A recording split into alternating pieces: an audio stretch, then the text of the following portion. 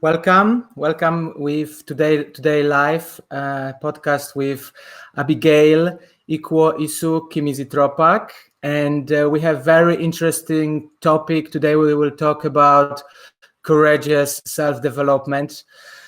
Abigail is very special guest. I met her last year in Greece during Path of Love group. I was participating, and I was really impressed by her wisdom, presence, beauty, and today she joined us for this special live. So before I invite Abigail, let me just briefly read you Abigail's bio. She's an integrative transpersonal psychotherapist, body and breathwork practitioner, facilitator of the Path of Love process, as well as Family Constellation and EMDR therapist. She is passionate about waking up to our potential, and she's intrigued by each person's individual and unique qualities. She has worked with individuals, couples, and groups for over 20 years in the UK and Europe. Abigail encourages self-responsibility, participation, and ownership in her groups so individuals can express, exposure, and manifest with true authority and accountability. So let me invite Abigail. So thank you for joining. It's very interesting subject today, courageous self-development. So maybe let's start from a basic. What is really self-development? And what really means looking into ourselves?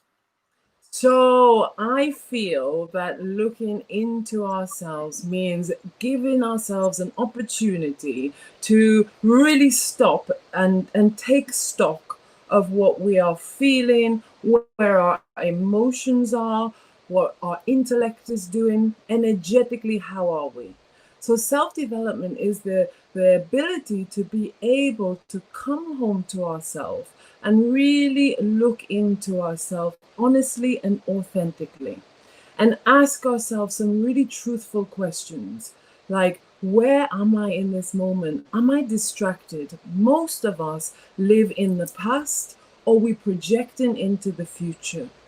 And so self-development really requires that we come back to this present moment. And we have so many ideas, so many beliefs and values that are based on our past programming, our past conditioning, which has meant that we believe certain things. We've inherited certain ideas and behaviors that very often we haven't questioned. And we just go almost on automatum. We haven't stopped to really inquire and explore into ourselves to really find out who we truly are. And so I feel self-development means understanding ourselves on many levels and also understanding, our nervous system. Lots of us are really activated or deactivated. And actually, we think that that's our norm. When clients come to me and they say they're okay, often they're saying they're okay from a place that they just got used to.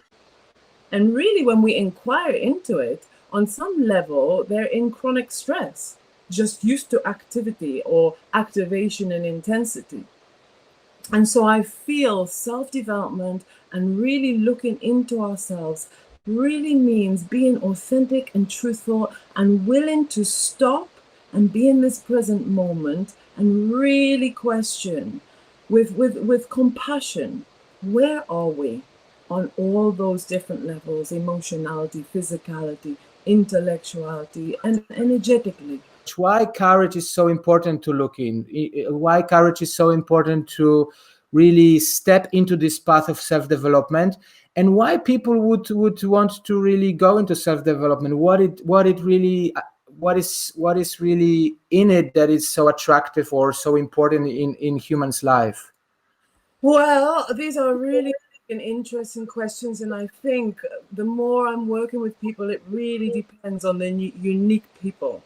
Because actually, when I say courage to really go into self-development, it means the capacity to really face some old patterns.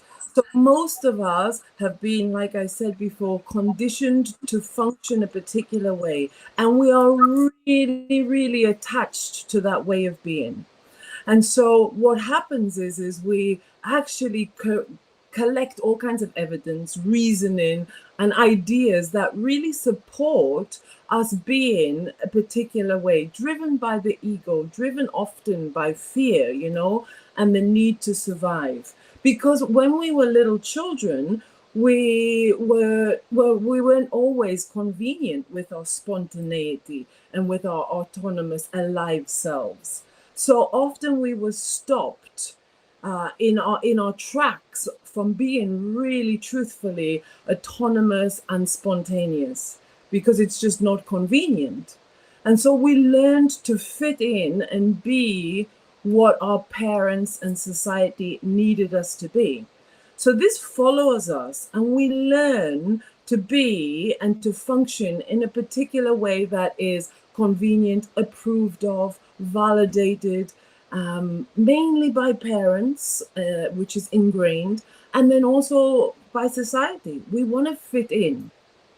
Now, when it comes to self-development, we got to be able and willing to let go of some of those old patterns, to really loosen the grip, which is really scary. Often we are then faced, which is the first step, with our fears, and really being able to look at our fears really head on and full on is crucial. And that's incredibly terrifying for many people, because it really rocks the way that you believe yourself to be. So the next step, when we've really stepped into looking at our fears, is to really feel our feelings. And it's really scary. We can feel a lot of pain when we're questioning the way that we are. A lot of sadness, a lot of grief, and being able to stay with those really excruciating and uncomfortable feelings takes a lot of courage, because really what happens is we start now to hang on to what we know. And self-development really requires letting go of what we know and stepping into the unknown, which is a dark and scary and uncertain place. And that means that we're kind of free-falling sometimes. And we're in this real scary kind of unknown, uncertain place, and there's no guarantees. And if we stay with it and we really are able to embrace, to digest and really integrate some of the painful notions that we have lost from that pain of separation, the disconnect that happened to us when we were really young, when we're really facing that, the fear of abandonment, the fear of rejection, the fear that we're not enough, the fear that we're bad. When we're really in that, of course, we want to grab on to what we know and take ourselves out of that void. But self-development is asking and requires for us to really stay in that in order to really embrace. And then from that place, from the integration place, there's the possibility of emergence of the new self, or new creations, ideas, empowerments, creativity. So courage is essential, because of course we're all used to going back into the comfort zone, which I often say is the convenient lie, the place where we can kind of convince ourselves that we're in the right place, and it's comfortable, but it's not necessarily pleasant. So some people say, but I'm not comfortable, I want to change. It's not necessarily that it's comfortable, but you know it, and it's familiar, and it's easy to stay in pain, in complaint, in staying small. Yeah, beautiful. And I remember last year doing Path of Love, how difficult it was. It took me a few years to decide to join this process, because I knew it's going to be challenging. I knew I will face a lot of pain, a lot of fear, and a lot of uncomfortable feelings. What you just mentioned, that this is for me specifically very difficult, where I have to, for example, share with somebody, or be in a process where I have to expose, and this uncomfortable feeling, this is scary space. space where I also often find myself avoiding conflicts, really like trying to stay away, being in that comfort zone. Oh, maybe this will pass, maybe this will, I will get along with the situation or with somebody, and then yet I feel that somehow the growth is through going through that courageous exposure and finding ways to communicate the truth. So I remember this 7 days in Path of Love last summer here in Greece was like a new life. It was wonderful. That's exactly it. It really is life transforming if we have the courage to expose our darkest, deepest fears and vulnerabilities. I really see it as a rite of passage. It's an initiation, we're really going through something super dark, and actually going through this dark tunnel and exposing and looking at the humiliations and the shame inside. I think Irene is saying, do you have concrete questions? The questions are, what am I afraid of? What am I unwilling to take responsibility for? What are my deepest limiting core beliefs about myself?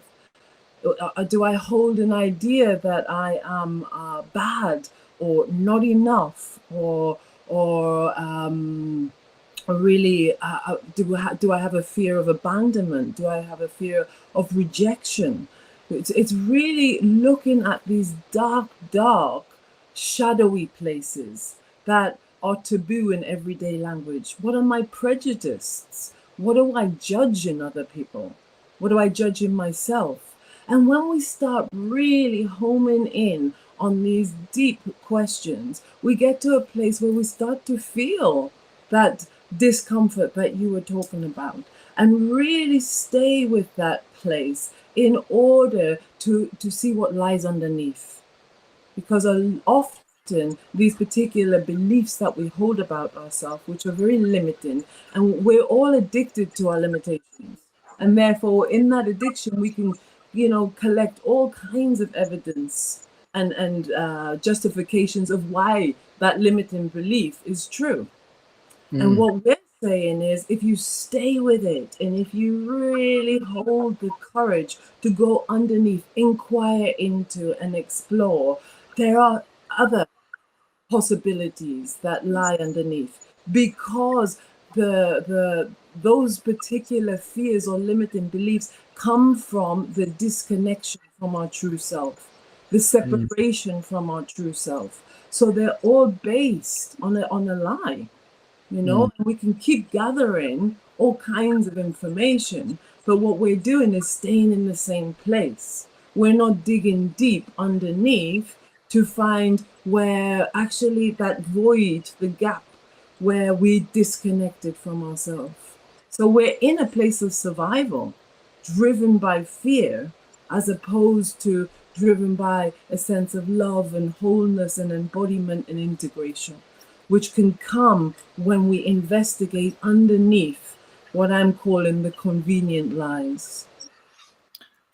That's great. And what comes to me now when we speak also, because there's a lot of time we using word fear also, and I know that opposite of fear is love.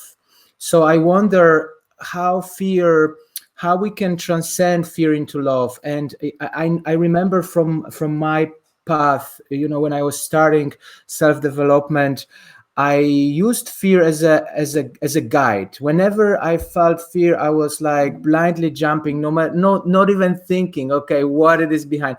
But then I felt it was also sometimes trespassing my own boundaries, not listening to my own limitations, and it was okay at the time. And then finding that balance was for me really important, that before jumping into the fear, also taking a moment to really connect to myself, taking a moment to really see, okay, is this something I really want to explore right now? Am I ready? Is that something that is important at this point of my life?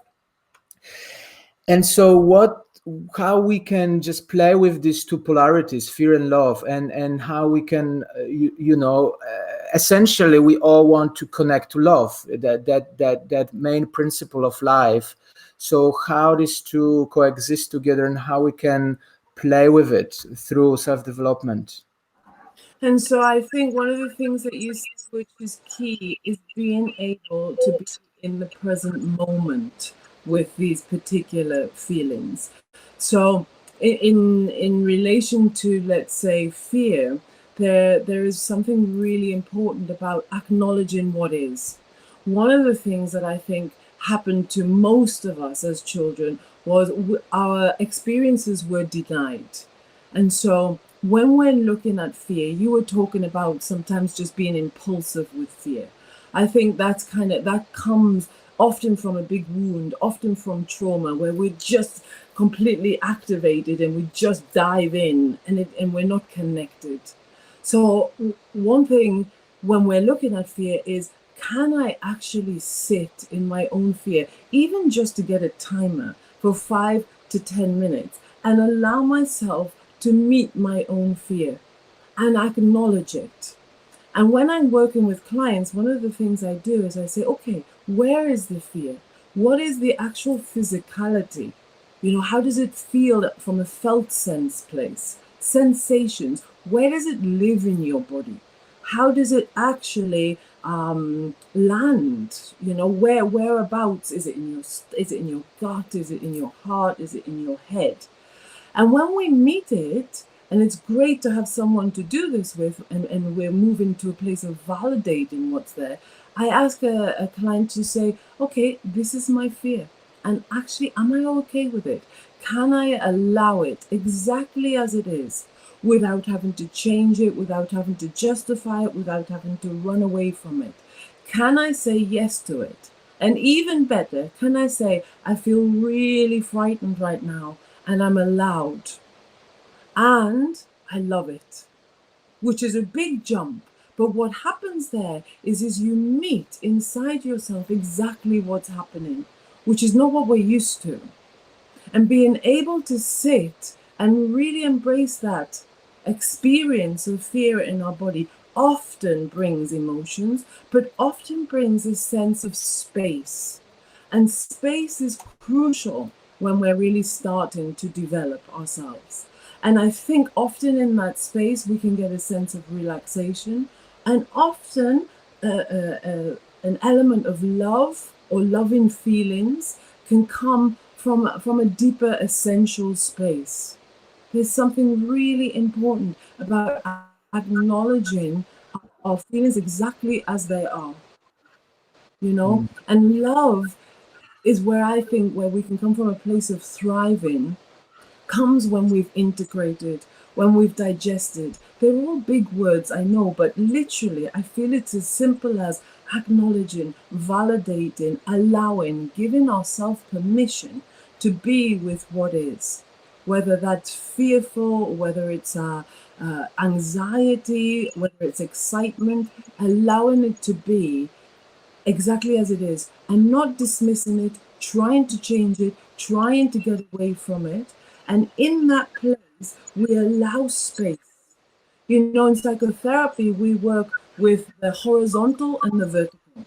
The horizontal is being able to digest experiences that have happened to us that are unresolved and create fear, pain, sadness, discomfort, the feelings that are seen as taboo, and that integration or capacity to embody the discomfort and intensity of those feelings is crucial, because our mind often tells us, don't go there, don't go close. And we're doing the opposite a little bit. If you burn your hand on the stove, you're told not to go there. Mm-hmm. But actually, what I'm saying is go there. And when we do that horizontal clearing or integrating or inquiry, then we allow space for the vertical. And I really feel that that vertical is where we get out of the way of ourselves and downloads can happen or creativity can emerge. So we're playing on some level with the horizontal and the vertical, with fear and love, and not actually running, coming back home in order to be able to face and to feel. Wonderful. So what comes to me also is, in addition to finding help with the skilled therapist or therapy like Path of Love or some somatic experiencing or even breath work, body work, what else, what are other practices or techniques we could use on daily basis as a resourcing to deal with these feelings? Because this is intense, facing these strong feelings, the pains, our shadows. It can be very overwhelming, even for our nervous system. To start with, it's sometimes so difficult to deal with it on our own. What would be ways to and tools to use for finding courage and move on? Yeah. Great questions, Nisarga. I think there's a range. I think everybody is unique, and I'm always really fascinated about tuning in to the delicacy and the uniqueness and the rhythm of each individual, which of course takes time. So, like I said before, space to face feelings and face fears is crucial. Even if you time yourself for 5 minutes, 10 minutes, and you sit with the timer and just stay in the present moment. It's a really interesting exercise because most of the time we are not present. We're in the head, we're in the future, we're in the past, but not in the present moment. So being able just to be in the present moment with our inner world, our inner breathing is crucial. Another thing that I really promote is finding what in our life are tens. And when I say what's a 10 in your life, I mean what brings joy, what makes you feel good, what actually, if on a scale of 1 to 10, 10 is the highest form of enjoyment. What is that? Is it dancing? Is it walking in nature? Is it cooking? Is it gardening? Is it playing music? And these techniques, I think, when we go into them, especially when we go into doing something that we really love, well, for me, I have a particular pattern, which I'll tell you about in a minute. But going into places that we really love really boosts our energy. It frees energy up. When I was talking before about, that chronic stress that our bodies get locked into and we think it's normal, when we start feeling into the stresses and the fears or doing something that we really love, energy is released. And then you have more of an agency. You feel more empowered. You feel more creative. So finding different patterns and techniques, I think, is really helpful. So I have, when I wake up in the morning, I call it R&B and PMT. And that is rise and breathe. And so I'm breathing in conscious ways. We all have our different styles of breathing: BBTRS, pulsation, Wim Hof, clarity breath. There's lots of different ways that we can tune in and find our own breath. It doesn't have to be charging breath, just conscious breath.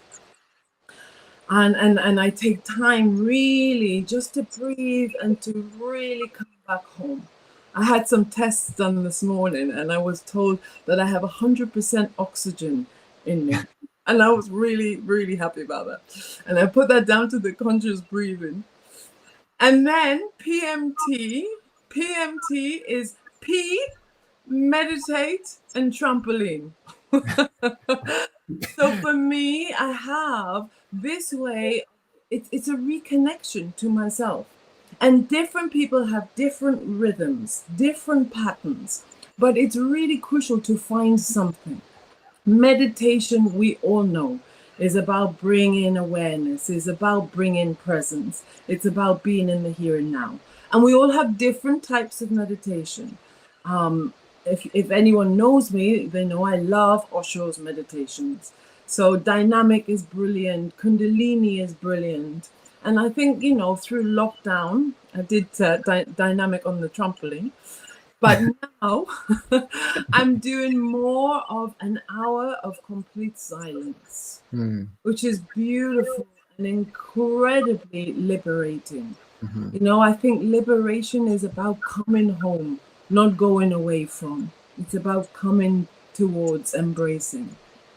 So techniques are really important. Of course, if you're really struggling, the therapist, the coaches, an inquiry partner, all of the different retreats that when they start up again, although there's lots online, but really taking time and space to find what feels true for you. Is it dance or music?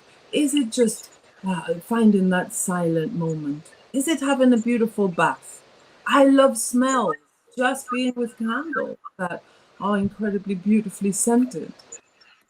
So techniques are everywhere and so, so important. We have to find our unique flavor. Beautiful. And I loved your morning's rituals. I think I will try. I need to buy trampoline. I don't have trampoline here, but I have a big garden, so there's a space for that. If you know, the trampoline has so many benefits, and it's great for depression, great for anxiety. You know, the astronauts, they go on up there, come back with like 50% less bone density. In 2 weeks, their bone density is rejuvenated. Great.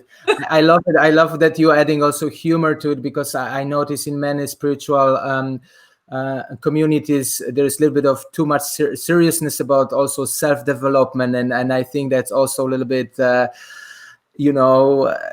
Oh yes, going to other side. So I think always good to have sense of humor and look at ourselves with a little bit of humor, because taking life too seriously, it's as Osho said, it's one of the biggest diseases on the planet. I totally agree. I mean, I don't think I could survive without humor. I think I'm a little bit of a different psychotherapist, because I do appreciate celebration. I think the heart really longs to laugh and to sing and to rejoice. So definitely humor plays a huge role in my psychotherapy practice and in my personal life. You know, it's not that serious. It really isn't that serious. Sometimes you're right. We take ourselves so seriously and we become terribly boring. Great. I love it. Would you be willing to maybe take us into some short meditation or process to guide us into maybe a few minutes where we can really reconnect to our felt sense? You mentioned about felt sense, you mentioned about meditation, about feelings, staying present, anything that, or maybe some breath techniques, something that we could take home and practice from tonight. Yeah, sure. So how about we do that, acknowledging what is? You know, that's what I feel is really crucial. So maybe we all just come to ourselves right now and put our feet on the ground and just feel that earth underneath you. And then I want you to take 2 or 3, maybe 4 really conscious breaths in through the mouth and out through the mouth, just gentle. And closing our eyes as we do that.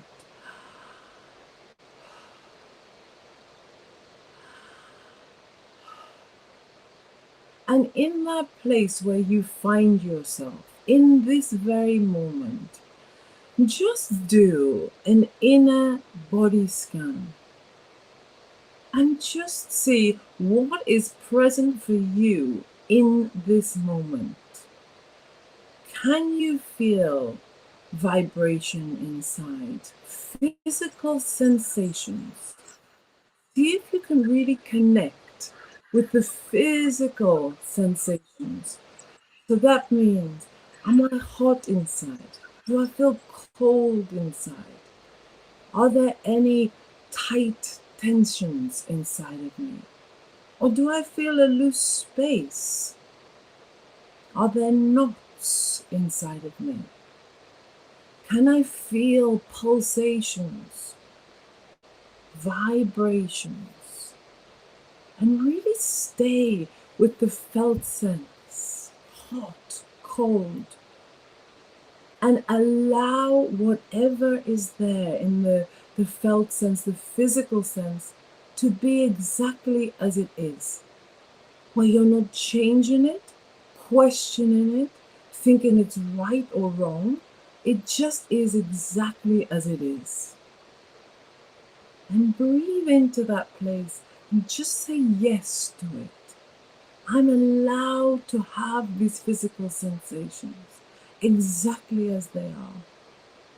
And even they're uncomfortable or comfortable, they are okay in this moment.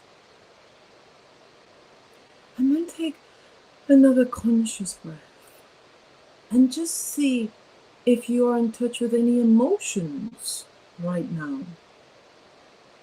Are there anxieties? Are there any anger? Is it frustrations, irritations that I can sense into right now? Do I feel excited, relaxed, calm? Do I feel a real sense of urgency in this moment? Is there fear around? And if so, where is it? And again, breathe into it and allow it to be exactly as it is. Even if you can give permission and allow yourself to say, and I love this feeling in me. I feel shame right now, and I'm allowed to feel the shame. And I love that I can feel that shame. Just really meet that inside yourself and really acknowledge it exactly for what it is, without dismissing it, without judging it. And really embrace it in this moment. And again, allow a conscious breath, just meeting these emotions in me. And then you take a deep breath and you check to see, hey, what's my mind doing? What if there's some thoughts there? Is my mind racing? Is my mind quiet? Is it still? Am I questioning right now? What do I need to do? How can I get this right? I'm not doing it right. I am doing it right. Just notice how much energy is there and bring your attention there and allow that. Don't stop the thoughts. Don't engage with them, but do witness them. Allow them to be, to ruminate, or to be silent, to be calm. And breathe again, allowing and being okay with what is. And then another conscious breath, where you drop sometimes a bit deeper, where you can connect with a place inside that is just witnessing. Nothing is affecting it.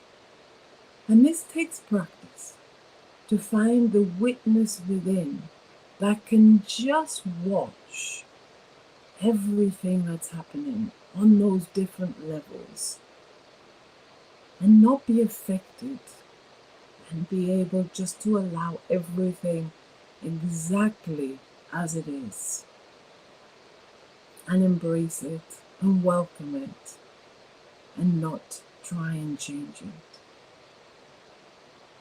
And then we give ourselves space to be with that and notice what's happening throughout our whole system. And then again, bring in 2 or 3 conscious breaths now.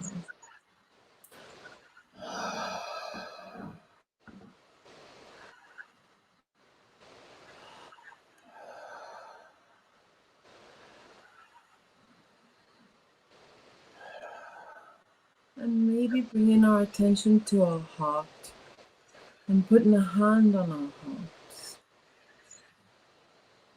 And seeing if we can just feel our hearts and allow ourselves to be in this moment exactly as and who we are.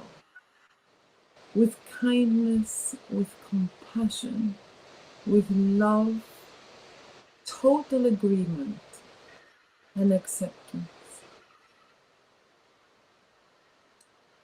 And then you take another 2 breaths, 3 breaths. And when you're ready,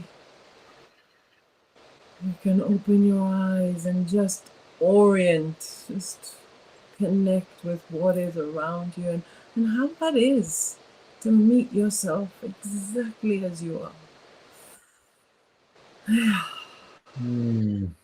Wonderful. Thank you for guiding us into it. I feel so much more peace in my mind, just more grounded and here and now. Such a wonderful practice. Thank you. Thank you, Abigail. And I hope everybody had a beautiful experience just to come back into the body, come back into here and now, because that's where we can feel and we can really start bringing that awareness, self-awareness. That's the first step, I think. And then finding that courage to move beyond our fear and open up to love, I think. Wonderful. Beautiful saying, Nisarga, is within the darkness of the darkness lies the gateway to all understanding. And I think that's where we can hear that inner voice, the echo of our true arrival. Beautiful. I just post in the comment in the chat box. And for those of you who would like to meet Abigail, you can find her website, potentialcharisma.com. And I suppose also is the same fan page on Facebook. So those of you who want to connect and be in touch with Abigail, find her through that website. Yes, it's being upgraded, so be patient if it's not all there yet. Thank you, Abigail, for joining and for this wonderful interview conversation about self-development. And I hope to see you maybe next year in Greece for Path of Love. Absolutely, why not? Thank you. Beautiful. Thank you, Nisarga. Thank you.